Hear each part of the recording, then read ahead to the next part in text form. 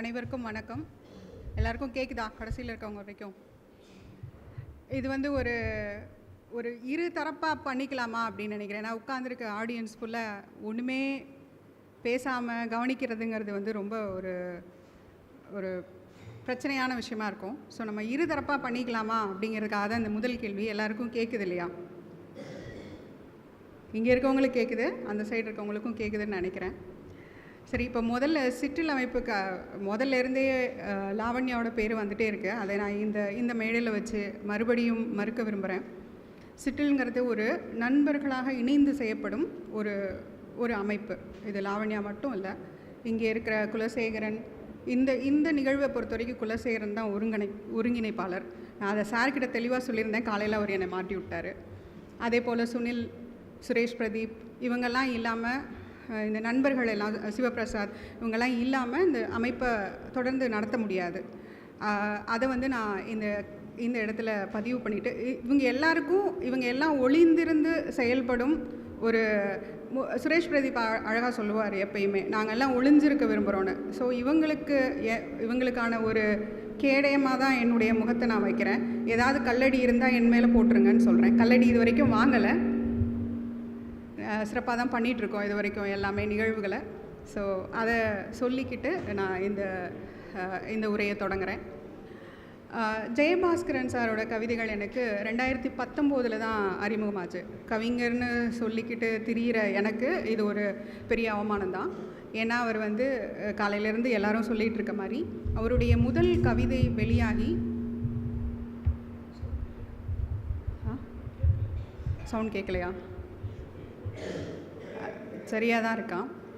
முதல் கவிதை வெளியாகி வர வருஷம் 2027 60 வயசாக போகுது அந்த கவிதைக்கு. ஆனால் எனக்கு ஜெயபாஸ்கரனோட கவிதைகள் 2019 தான் தெரிய வருது. எப்படின்னா, அவர் ஒரு சில கவிதைகள், ஊனப்பட்ட விளக்கின் தனிமை பிரத்யேகமானது அப்படிங்கிற அந்த, இப்போ குலசேகரன் சொன்ன மாதிரி அவர் தனிமை சார்ந்து நிறைய கவிதைகள் எழுதியிருக்காரு. இந்த ஒரு கவிதை ரொம்ப முக்கியமான ஒரு மிக சிறப்பான கவிதை. அது வந்து காலச்சுவடில் வெளியாக இருந்தது 2019 நவம்பர். சார் தான் கன்ஃபார்ம் பண்ணார் எனக்கு.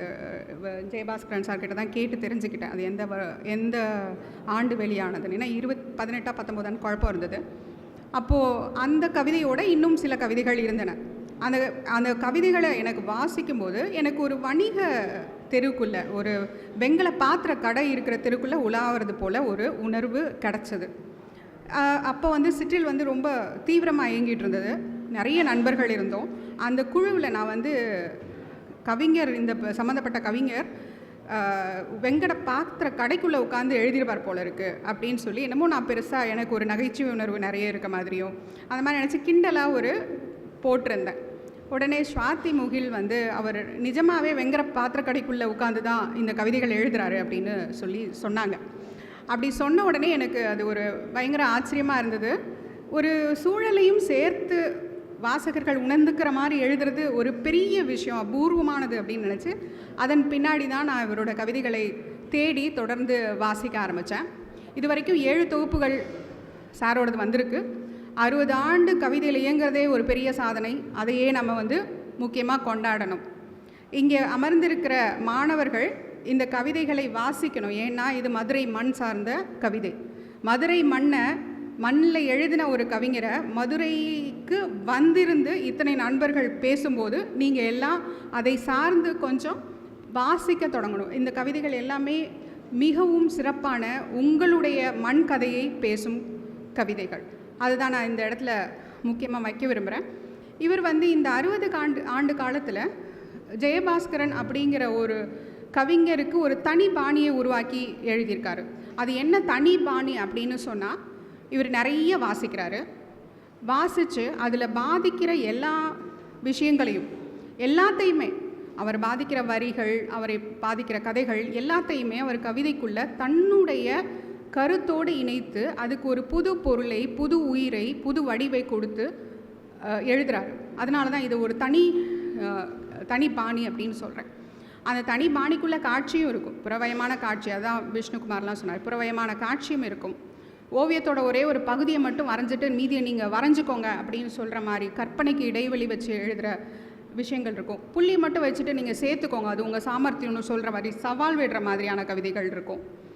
மேலும் சொல்லப்பட்ட விஷயத்தை தேடி போய் திறனாய்வு செஞ்சு கண்டுபிடிச்சிக்கிற மாதிரியான கவிதைகளும் இருக்கும். இது எல்லாமே அவருடைய கவிதையின் போக்கு. அதுக்கப்புறம் அடுத்து சொல்லணுன்னா, ஜெயபாஸ்கரன் அவர்களுடைய கவிதைகள் எப்பயுமே 2 முனையை கொண்டிருக்கின்றன. அது அந்த முரண் தான் இவரோட கவிதைக்குள்ளே எப்பயுமே இருக்குது. அந்த 2 முனைகள் வெவ்வேறு திசையை நோக்கி இருந்தாலும் அது ஒரே பொருளாக தான் இருக்குது.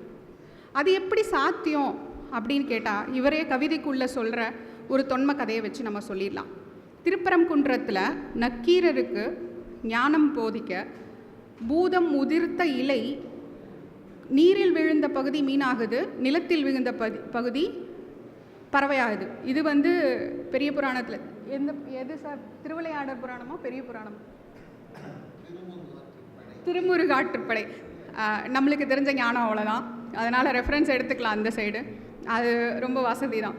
ஸோ அந்த தொன்ம கதை வச்சு இவரோட கவிதையுடைய தன்மை, ஒட்டுமொத்த கவிதைகளின் தன்மை அப்படி தான் இருக்குது. அந்த முரண்பாடு, இந்த முரண்பாடுகளை வச்சு தான் என்னுடைய மொத்த கட்டுரையோட கருத்துக்களை நான் ஒருங்கிணைச்சிருக்கேன். எப்படின்னா, இவரோட கவிதைகள் தொடங்கும் இடம் சங்க இலக்கியம், பக்தி இலக்கியம். ஆனால் அவரோட கவிதைகள் நவீன வடிவாக இருக்குது. இதுவும் ஒரு முரண் தான். அதே போல் இந்த கவிதைக்குள்ளே எல்லாம் அவர் பேசுகிறது, குலசேகரனும் சொன்னார், தனிமை. யுக நூற்றாண்டுகளாய் கலைமணம் சூடிக்கொள்ளும் தனிமை. அதை களையிறதுக்கு என்னெல்லாம் பண்ணலாம், அது 2 தான் இவரோட கவிதை உலகத்துக்குள்ளே தொடர்ந்து இயங்கிக்கிட்டே இருக்குது. கவிதை பாணியில் இந்த எதிர் துருவத்தில் இயங்குகிற இந்த வகைமையை அவர் கையாளுறதாலையும் என்னமோ முதல் தொகுப்பே அர்த்தநாரி. அர்த்தநாரிங்கிறது உங்களுக்கு தெரியும், ஆண் பெண் 2ம் சேர்ந்த ஒரு உருவம்.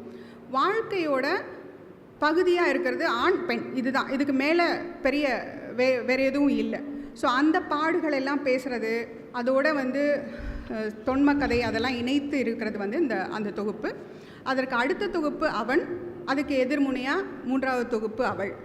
இந்த 3 தொகுப்புலேயும் அவர் பெருசாக பார்க்கறது இறைப்பற்று. அதுக்குள்ளே தான் இயங்குது. இறைப்பற்றை ஒன்றா ஒத்து போகிறாரு, இல்லை மறுத்து பேசுகிறாரு, கேள்வி கேட்குறாரு, அந்த மாதிரியான நிறைய விஷயங்கள் அதுக்குள்ளே வருது. ஆனால் அதுக்கு அடுத்து வர 3 தொகுப்புமே லௌகிகத்துக்குள்ளே போகுது. அதுதான் அதுக்கு அடுத்தது உலோக நிமிஷம் வாசிச்சிட்றேன் கரெக்டாக. அதுக்கு அடுத்த 3 தொகுப்பும் அதுக்கு எதிர் திசையில் இருக்குது. கவிதை தொகுப்பு பேரெல்லாம் வாசித்தா நேரம் ஆகிடும், நான் அடுத்த கருத்துக்கு போகிறேன். அதனால் இவரோடது கவிதை முழுதும் அகவயமான கவிதைகள். சரி, நான் இப்போ ஒரு கேள்வி கேட்குறேன். அகவயம் புறவயம் அப்படிங்கிறது இங்கே உட்கார்ந்துருக்க மாணவர்களுக்கு எந்த மாதிரியான ஒரு விஷயத்தை உள்ளே கொண்டு வருவா? அகவயம்னா என்ன, புறவயம்னா என்ன? இது கேள்வியாக கேட்கலாமா, இல்லை நானே எக்ஸ்பிளைன் பண்ணலாமா? யாராவது ஒருத்தர் சொல்லுங்கள். அகவயமான கவிதைகள்னு நான் சொல்கிறேன், அது என்னன்னு உங்களுக்கு கேட்கணும்னு தோணணும் இல்லையா? அப்போ தானே நீங்கள் புரிஞ்சுக்க முடியும். மனதுக்குள்ளே இயங்குகிற ஒரு கவிதைகள் அகவயமான, உள்மனசை சார்ந்து ஒரு கருத்தை வச்சுட்டே வந்தால் அது அகவயம். புறக்காட்சிகளை பேசும்போது அது புறவயம். இதுதான். இவ்வளோ சின்னதான ஒரு டிஃப்ரென்ஸோடு நம்ம மூவ் ஆன் பண்ணலாம். இவருடைய கவிதைகள் அகவயமான கவிதை தான். ஆனால் இது ஊசலாட்டத்துக்கூடயே நடந்துட்டுருக்கு. இன்மைக்கும் இருப்புக்கும் இடையேயான ஊசலாட்டம், இருளுக்கும் இருள் நீங்கிய ஒளிக்கும் இடையேயான ஊசலாட்டம், நித்திய அநித்திய தருணங்களுக்கு மூழ்குதல், மிதத்தல், இது எல்லாமே அவருடைய கவிதைகளுக்குள்ளிருந்து எடுக்கப்பட்ட வார்த்தைகள். இந்த ஊசல் அலைவு தான் அவரோட கவிதை உலகத்துக்குள்ளே தொடர்ந்து இயங்கிக்கிட்டே இருக்கு. அப்புறம் இந்த இரட்டை உலகத்தை கொஞ்சம் நீத்தி பார்த்தா அது அவரோட கவிதைக்குள்ளேயே இருக்கிற மாதிரி எனக்கு தெரியுது. அர்த்தநாரி தொகுப்பில் இருக்கிற அர்த்தநாரின்னு ஒரு கவிதை, அதில் சொல்லிகிட்டே வராரு, ஒரு ஆணும் பெண்ணும் இருக்கிற அந்த உடம்புல ஆண் தன்மையை வெளிக்காட்டிக்கலாம், பெண் தன்மையை மறைக்கணும்னு நினைக்கிற ஒரு மனுஷன் இறுதியில் ஒரு தெய்வ நிலையை அடைகிறார். அந்த தெய்வ நிலை அதே தொகுப்பில் இருக்க இன்னொரு கவிதையில் மீனாட்சி கோயிலில் ஒரு மோகினி சிற்பம் இருக்குது. அந்த காட்சியை சொல்லி நீட்டும் அகப்பையின் வெறுமையில் அது அசுர நிலைக்கு இறங்கிடுது, தெய்வ நிலையிலிருந்து அசுர நிலைக்கு இறங்கிடுது. அதே போல் தன்னோட கவிதைகளுக்குள்ள நல்ல யோக நிலையை பற்றி பேசுகிற, உயர் தெய்வ நிலையை பற்றி பேசுகிற அதே சமயம் அந்த கவிதைக்குள்ளேயே வாடிக்கையாளர்களுக்கு டீ ஒரு கிழவியை பற்றியும் அவங்க எப்படி கொண்டு வராங்க அந்த காட்சியையும் சொல்கிறார். அதே போல் அவங்க அந்த தெருக்குள்ளே இருக்கிற ஒரு சுமை தூக்கிய சார்ந்திர சித்திரத்தை சொல்கிறார். தெய்வ நிலையும் மனித நிலையும் வெவ்வேறு இல்லைங்கிற மாதிரி தான் இவர் பேசுகிற மாதிரி எனக்கு தோணுது. ஒரு சாமானியர் முட்டுச்சந்தில் தடுமாறுற 3 சக்கரம், தன்னோட தோளில் சுமை இருக்குது, ஆனால் அதுக்கு ஹெல்ப் பண்ணுறாரு. அந்த மனிதத்துவம் அதை எல்லாத்தையும் பதிவு பண்ணுறாரு. இந்த முட்டுச்சந்தில் ஏற தவிக்குங்கிறதே ஒரு படிமந்தான். வாழ்க்கையில் இருக்க எல்லா பற்றையும் பற்றி கொண்டு எப்படி நம்ம ஒரு ஞானம் அடைய முடியும், அதை அப்படி சொல்கிறதா தான் எனக்கு தோணுது. மேலும் இந்த முரண் அவர் அமைக்கிற அந்த நிறப்படிமங்களுக்குள்ளேயும் இருக்குது. அதையும் எனக்கு ஒரு பெரிய ஆச்சரியமாக தெரிஞ்சது. இவருடைய கவிதைகளுக்குள்ள பெரும்பாலும் வரும் அடிக்கடி வரும் படிமம் கருமை, இருள் விதானம், இருள் மூடும் பிரதானம், புராதான பிசுக்கு நிறைந்த புனித இருள், இது போல் நிறைய இருள் பற்றி பேசுகிறார்.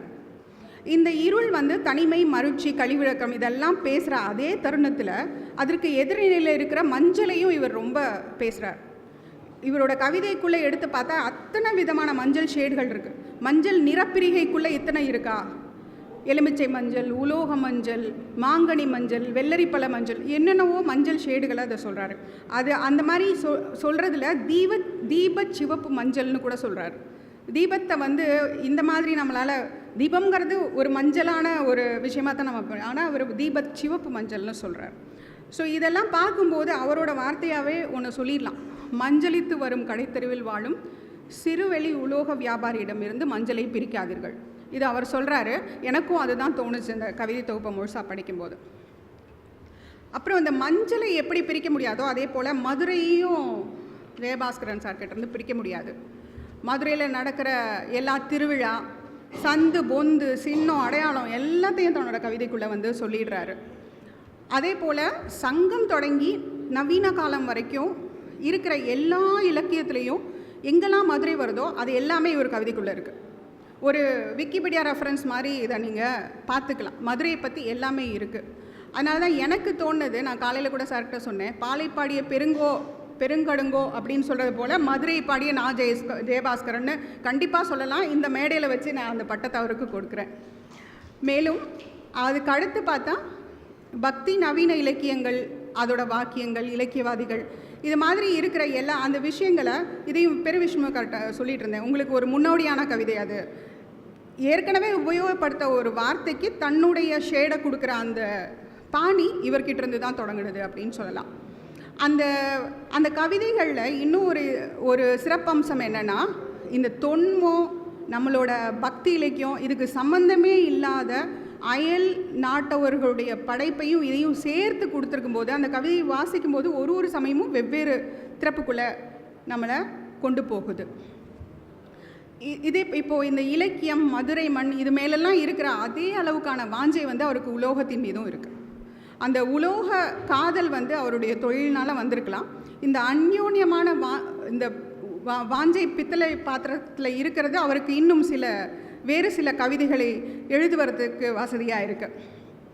இந்த வெண்கல பாத்திரங்கள் அவருடைய கவிதை உலகில் வெவ்வேறு நிற வடிவம் எடுத்து பல்வேறு இலக்கியத்தை படைத்து காட்டுகிறது. நான் ஒரு கவிதை எழுதி வச்சுருக்கேன் இங்கே, மிக பிடித்தமான கவிதை. ஆனால் அதை வாசிக்கிறதுக்கு பதிலாக இன்னும் வேறு சில கருத்துக்களை சொல்லிட்டு நான் நகரலான்னு எனக்கு தோணுது. இந்த வெண்கல பிரியம் எவ்வளோ இது வெண்கல தொழில்ங்கிறதுனாலையா இல்லையாங்கிறது எனக்கு அதை பற்றி தெரியல.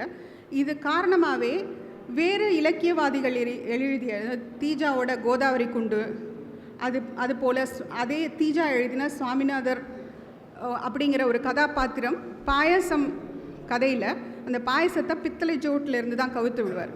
ஸோ இதெல்லாம்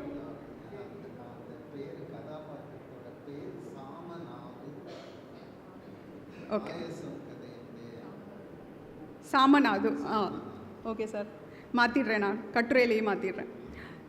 அவர் கவிழ்த்து விட்ட அந்த பாயசம் அதையுமே கொண்டு தன்னோட கவிதைக்குள்ளே வச்சிடுறாரு. கூப்பாராவோட அம்மா இறந்ததுக்கப்புறம் விற்கப்படுற பாத்திரங்கள் எல்லாம், கதாபாத்திரங்கள் இல்லை, பித்தளை பாத்திரங்கள்லாம் இவருடைய கவிதைக்குள்ளே வசமாக அமைஞ்சுக்குது. அதே போல் கு. அழகிரிசாமியோட வெத்திலை செல்லத்தை தடவி இவரோட கவிதை தொடங்குது. அந்த வெயில் வந்து தடவி விட்டு தொடங்குது.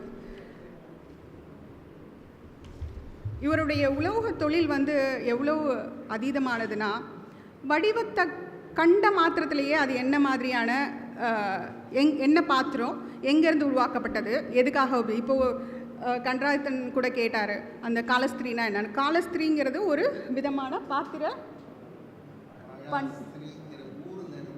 ஊர்லேருந்து தயாரிக்கப்படுற பாத்திரம். வெங்கல கூஜா, அதுக்கு ரயில் கூஜான்னு பேர். ஸோ இப்படி இவருக்கு தெரியுது. இந்த மாதிரி இவர் கவிதைக்குள்ளே கொண்டு வந்து ஊர், பாத்திரம், அதோட வகைமைகள் எல்லாத்தையும் பதிவு செய்கிறதுல வந்து நம்ம பாத்திர வரலாற்றை பதிவு செய்யும் கவிதைகளாக இதை நான் பார்க்குறேன். அது ஒரு முக்கியமான விஷயம். ஏன்னா இப்போ வந்து எவர் சில்வர் பாத்திரம் தான் இருக்குது, எல்லாரும் அமேசானில் தான் வாங்கி குவிக்கிறோம். அப்படிங்கும்போது ஒரு பாத்திர கடை, அந்த பாத்திர கடையில் சீர்பாத்திரங்கள் எடுத்துட்டு அதில் வந்து அந்த பெயர் பதிக்கிற மணப்பெண்ணின் முதலெழுத்தும் மணப்பையனின் அந்த மணமக்கள் பெயரை பதிக்கிற அந்த ஒரு காட்சி கூட இவரோட கவிதைகளில் இருக்குது. இதெல்லாம் வந்து நான் ஒரு வரலாற்று பதிவு செய்கிற மாதிரி தான் நான் பார்க்குறேன். இந்த ஆவணப்படுத்துதல் ரொம்ப முக்கியம். மேலும் இது மாதிரியான விஷயங்கள் இனிமேல் பார்க்கணுன்னா ஏஐயில் தான் பார்க்க முடியும்.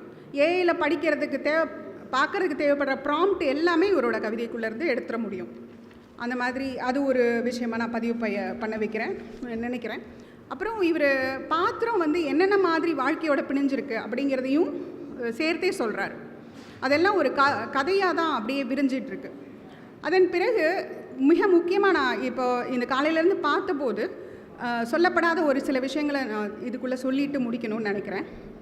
பெண்களோட மன உணர்வுகளை வந்து மிக துல்லியமாக வியாபார உலகத்திலேருந்து பார்த்து அவர் பதிவு செய்திருக்கிறார். அந்த மாதிரி கவிதைகள் மிக முக்கியமானதாக நான் பார்க்குறேன். பாத்திரங்கள் பெண்களுக்கானது, பெண்களுக்கு தான் சீராக கொடுக்கப்படுது.